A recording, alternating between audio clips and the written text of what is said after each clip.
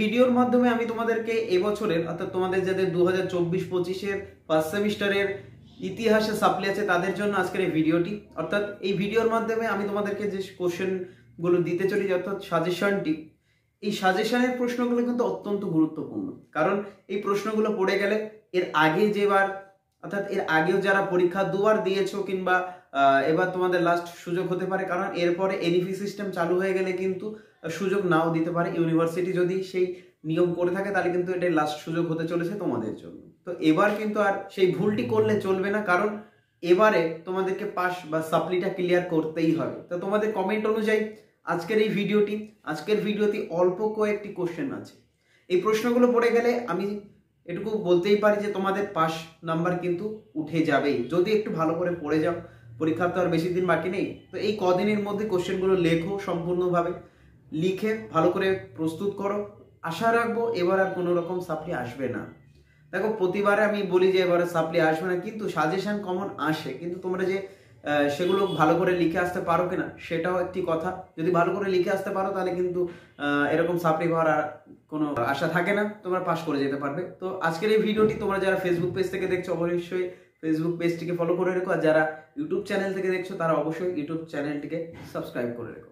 তো তোমাদের সামনে তোমাদের সাজেশনটি আসছে, একবার দেখে নাও। আর অতি অবশ্যই কিন্তু এই ভিডিওটি তোমাদের বন্ধুদের মধ্যে অবশ্যই শেয়ার করে দিও। তো দেখে নাও তোমাদের জন্য কি সাজেশন আছে। তো বন্ধুরা, আজকের এই ভিডিওতে তোমাদের 5 নম্বরের টিকা এবং 10 নম্বরের রচনাধর্মী প্রশ্ন মিলিয়ে মিশিয়ে আছে, তোমরা একবার সেগুলো খেয়াল করবে। তো তোমাদের প্রথম প্রশ্নটি আছে মেহেরগড়ের উৎখননের গুরুত্ব ব্যাখ্যা করো। পরের প্রশ্ন অশোকের ধম্মের মূল নীতিগুলি কী ছিল তা লেখো বা ব্যাখ্যা করো। 3 নম্বর প্রশ্ন আছে প্রাচীন ভারতের ইতিহাসে সাহিত্যিক উপাদানের গুরুত্ব বর্ণনা করো, অথবা যদি সাহিত্যিক উপাদান না আসে তাহলে লিপি ও মুদ্রার গুরুত্ব আসতে পারে। চলে আসবো আমরা 4 নম্বর প্রশ্ন আছে সম্রাট কনিষ্কের কৃতিত্ব বর্ণনা করো।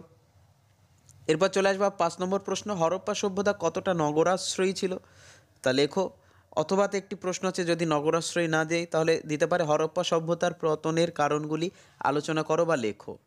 এরপরে আসবো আমরা 6 নম্বর প্রশ্নে। 6 নম্বর প্রশ্নে আসছে ঋগ বৈদিক যুগ থেকে ঋগ বৈদিক যুগে নারীদের অবস্থান কেমন ছিল তা লেখো। নারীদের অবস্থান যদি না দেয় দিতে পারে অথবাতে একটি প্রশ্ন আছে, দেখো অথবার প্রশ্নটি তোমাদেরকে তুলে দিতে পারে ঋগ বৈদিক যুগের সমাজ ব্যবস্থা নিয়ে সংক্ষিপ্ত প্রবন্ধ লেখো। সমাজ ব্যবস্থা নিয়ে সংক্ষিপ্ত প্রবন্ধ লেখো। এবার চলে আসবো আমাদের পরের প্রশ্ন বৌদ্ধ ও জৈন ধর্মের মধ্যে পার্থক্য লেখো বা পার্থক্য কী। এরপরে আসবো আমাদের পরের প্রশ্ন 8 নম্বর প্রশ্নে লেখা আছে মৌর্য সাম্রাজ্যের পতনের জন্য অশোক কতটা দায়ী ছিল। মৌর্য সাম্রাজ্য পতনের জন্য অশোক কতটা দায়ী ছিল। তাহলে এর অথবাতে একটি প্রশ্ন আছে, এটি 9 নম্বর নয়, এটি অথবাতে একটি প্রশ্ন আছে, দেখো মৌর্য সাম্রাজ্যের বা প্রশাসনের মুখ্য বৈশিষ্ট্যগুলি কী তা লেখো। মৌর্য সাম্রাজ্য বা প্রশাসনের মুখ্য বৈশিষ্ট্য। চলে আসবো আমরা এর পরের প্রশ্ন কি আছে না গান্ধার শিল্প বিষয়ে সংক্ষেপে লেখো বা আলোচনা করো। চলে আসবো আমরা পরের প্রশ্ন। চলে আসবো আমরা 11 দাগের প্রশ্ন আদি কুষাণ শাসকদের সম্পর্কে একটি সংক্ষিপ্ত টিকা লেখো। আদি কুষাণ শাসকদের সম্পর্কে একটি টিকা লেখো। আচ্ছা, এর প্রশ্নে বা এই প্রশ্নের অথবা একটি প্রশ্ন আছে গৌতমীপুত্র সাতকর্ণীর কৃতিত্ব আলোচনা করো। গৌতমীপুত্র সাতকর্ণীর কৃতিত্ব।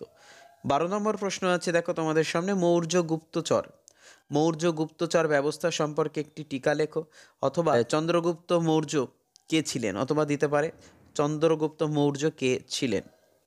আর শেষ প্রশ্ন তোমাদের সামনে আছে এখানে, দেখো 13 নম্বর প্রশ্নটি আছে আর্যদের আদি বাসস্থান নির্ধারণ সংক্রান্ত সমস্যাটি পর্যালোচনা করো। যদি এই প্রশ্নটি না দেয় তাহলে অথবাতে হরপ্পা থেকে একটি প্রশ্ন রেখেছি হরপ্পাবাসীদের ধর্মীয় জীবন সম্পর্কে একটি টিকা লেখো। হরপ্পাবাসীদের ধর্মীয় জীবন সম্পর্কে একটি টিকা লেখো। তো এই প্রশ্নগুলো পড়লে বা যদি এখনও ভালো করে তুমি রেডি করে যাও, প্রস্তুতি নিয়ে যাও, তাহলেও কিন্তু তুমি এবার সাপ্লি থেকে মুক্তি পেতে পারো। এই ভিডিওটি আমাদের ফেসবুক পেজ থেকে দেখছো তারা পেজটিকে ফলো করে রেখো, আর যারা ইউটিউব থেকে দেখছো অবশ্যই সাবস্ক্রাইব করে রেখো চ্যানেলটি। তো দেখা হচ্ছে পরবর্তী ভিডিওতে।